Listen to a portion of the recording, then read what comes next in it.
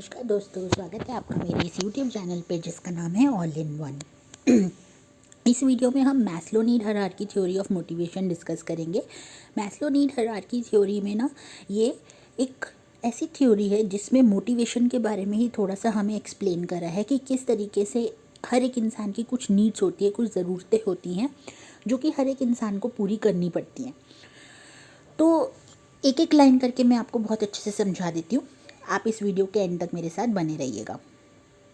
जैसे कि अभी हमने पढ़ा था पिछले वीडियोस में कि मोटिवेशन क्या होता है, मोटिवेशन की इंपॉर्टेंस क्या है, उसके फीचर्स क्या हैं। तो आप मेरे ना ये वाली वीडियोस मेरे चैनल पर जाकर देख सकते हैं क्योंकि मैंने बहुत अच्छे से इन सब चीज़ों को एक्सप्लेन करा है। अब देखिए बच्चों, देखो मोटिवेशन जो है वो काफ़ी कॉम्प्लेक्स प्रोसेस होता है। यानी कि आप चाहे कितना भी सामने वाले को मोटिवेट करने की कोशिश कर लें, कितना भी उसको उसकी स्किल्स का एहसास दिला दे, पर ज़रूरी तो नहीं ना कि वो एक्चुअली में मोटिवेट होगा ही या कुछ भी, ऐसा ज़रूरी नहीं है। तो ये जो थ्योरीज़ बनाई गई है ना, ये जो जैसे मैस्लो नीड हायरार्की थ्योरी बनाई गई है, ये हेल्प करती हैं हमें मोटिवेशन को समझने में। कई बार क्या होता है, हम लोगों को मोटिवेशन समझ ही नहीं आता कि एक्चुअली में होता क्या है, पर ये कुछ थ्योरीज से हमें क्लियर हो जाता है। यहाँ पर ऐसी एक मैस्लो नीड हायरार्की थ्योरी बनाई गई है जिससे हम मोटिवेशन को बहुत अच्छे से समझ सकते हैं।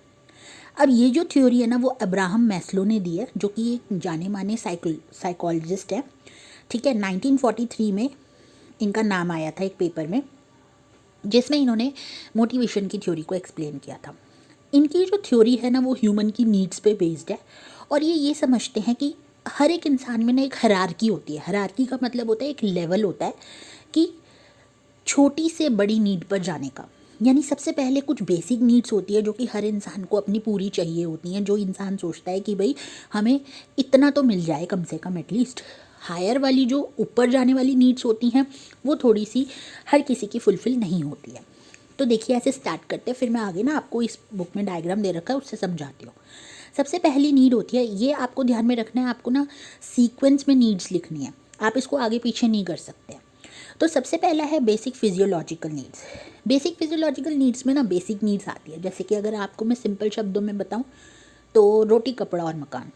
तो ये नीड्स मैस्लो कहते हैं कि ये नीड्स जो होती हैं ना वो बहुत बेसिक होती हैं और प्राइमरी नीड्स की तरह होती हैं, जैसे कि हंगर यानी भूख, प्यास, कपड़ा, मकान, सोना, ये सब एग्जाम्पल है इन नीड्स के। ठीक है ना। तो अगर सपोज़ मान लीजिए आप एक ऑर्गेनाइजेशन में काम कर रहे हैं, बहुत ठीक ठाक सैलरी आप ले रहे हैं, तो ये सब नीड्स आपकी पूरी हो सकती हैं। तो ये बेसिक फिजियोलॉजिकल नीड्स होती है जो हर एक इंसान चाहता है कि भाई हमें चाहिए ही चाहिए।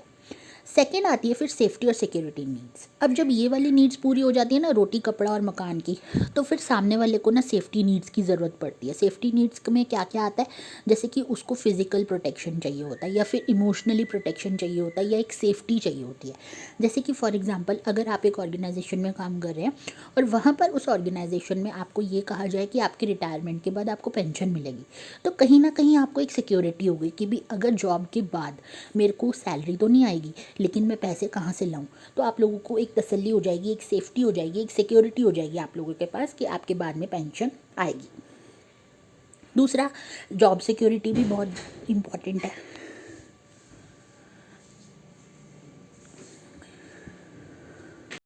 जॉब सिक्योरिटी भी बहुत ज़्यादा इंपॉर्टेंट है।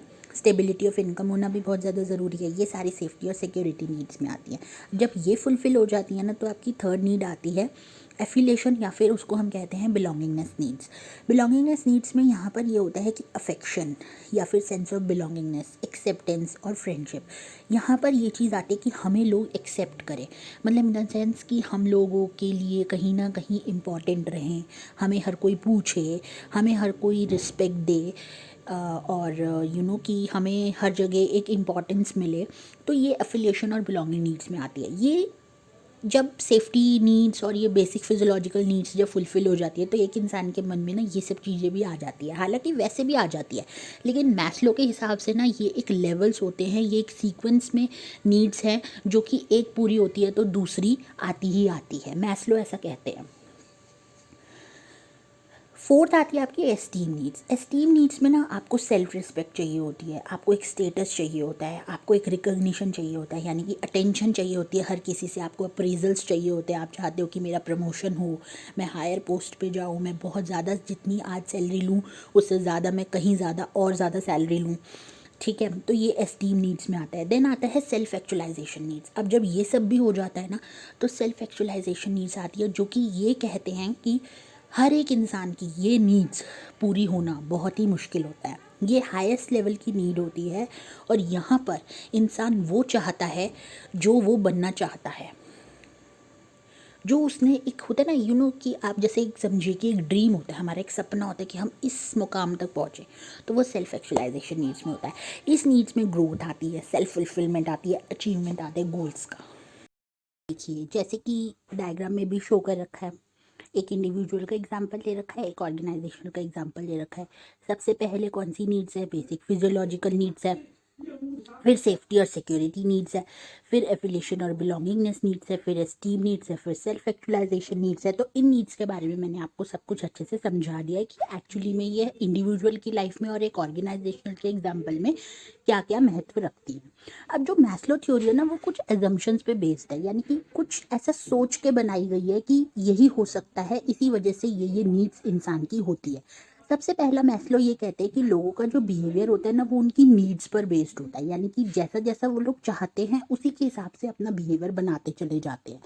तो जो सेटिस्फेक्शन होती है ऐसे नीड्स की, वो ही एक बिहेवियर को इन्फ्लुएंस करती है। जैसे कि सपोज मान लीजिए कि कभी हमें एकदम से बहुत भूख लगी है, तो हम लोग थोड़ा सा मतलब रेस्टलेस से हो जाते हैं, मतलब हम लोगों को ऐसा लगता है कि बस जल्दी से हमें खाना मिल जाए, तो हमारा बिहेवियर उसी के अकॉर्डिंग होने लगता है। हम लोग थोड़े से चिड़चिड़े भी हो जाते हैं, तो ये बिहेवियर हमारा किसके अकॉर्डिंग हो गया? नीड के अकॉर्डिंग हो गया। तो ऐसा मैस्लो ने ये एजम्पशन भी बनाई है। दूसरा ये है कि लोगों की जो ज़रूरत होती है वो हायरार्किकल ऑर्डर में होती है, जैसा कि अभी हमने आपको बताया है कि इसमें सीक्वेंस में चलेगी नीड्स। कोई भी नीड्स ये नहीं है कि बेसिक के बाद सीधा एफिलिएशन और बिलोंगिंग नीड्स चाहेगा, ऐसा नहीं है। पहले बेसिक फिजियोलॉजिकल के बाद सेफ्टी और सिक्योरिटी नीड्स की ज़रूरत होगी। बेसिक नीड्स से स्टार्ट करके हम लोग हायर लेवल की नीड्स तक पहुँचते हैं।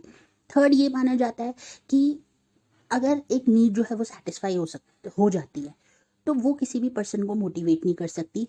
सिर्फ और सिर्फ जो नेक्स्ट हायर लेवल की नीड होगी ना, वही उसे मोटिवेट करेगी। अब सपोज मान लीजिए कि इसका क्या मतलब है कि अगर आपके पास एक बेसिक फिजियोलॉजिकल नीड्स है, यानी कि आपके पास रोटी कपड़ा मकान ऑलरेडी है, तो आपका क्या होगा कि ना, ये नीड आपको मोटिवेट नहीं करेगी, क्योंकि ये चीज़ तो आपके पास ऑलरेडी है। जो अगली नीड होगी ना, जैसे सेफ्टी और सिक्योरिटी नीड, तो वो आपको मोटिवेट करेगी। आज आपके पास रोटी कपड़ा मकान है, अब आप चाह रहे हो कि मुझे सेफ्टी मिले, मुझे मेरी को जॉब सिक्योरिटी मिले, तो वो चीज़ आपको मोटिवेट करेगी आगे काम करने के लिए।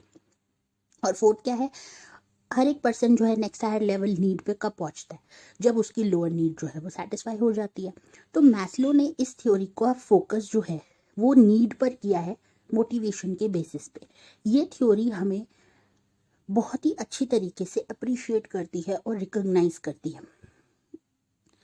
हालांकि ये जो मैस्लो की कुछ ये जो प्रपोजिशंस है ना, मतलब ये जो इसने एजम्पशंस बनाई है, उस पर कई लोगों ने क्वेश्चन भी किया है कि ऐसा ज़रूरी नहीं होता। कई बार क्या होता है कि बेसिक फिजियोलॉजिकल के बाद कोई और एस्टीम नीड्स चाहने लगता है, पर क्रिटिसिज्म भी हुआ है इस थ्योरी पे। बट फिर भी ये थ्योरी कहीं ना कहीं रेलिवेंट है, क्योंकि कितना भी आप नीड्स को छुपा के रख लें या कुछ भी कर लें, लेकिन कहीं ना कहीं बिहेवियर आपका उस नीड के अकॉर्डिंग ही होता है। कभी कभी हम बहुत खुश होते हैं, क्यों होते हैं? क्योंकि कहीं ना कहीं हम लोग सेटिस्फाइड फील कर रहे होते हैं। तो ये मैनेजर्स को हेल्प करता है कि उस लेवल की नीड को एम्प्लॉय रियलाइज करे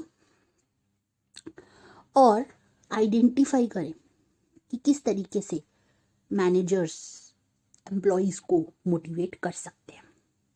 तो ये था आपकी मैस्लो नीड हायरार्की थ्योरी। अगर आपको मेरी ये वीडियो पसंद आई तो प्लीज़ इसे लाइक ज़रूर करें, साथ साथ फ्रेंड्स में शेयर करें, मेरे चैनल को सब्सक्राइब करना ना भूलें।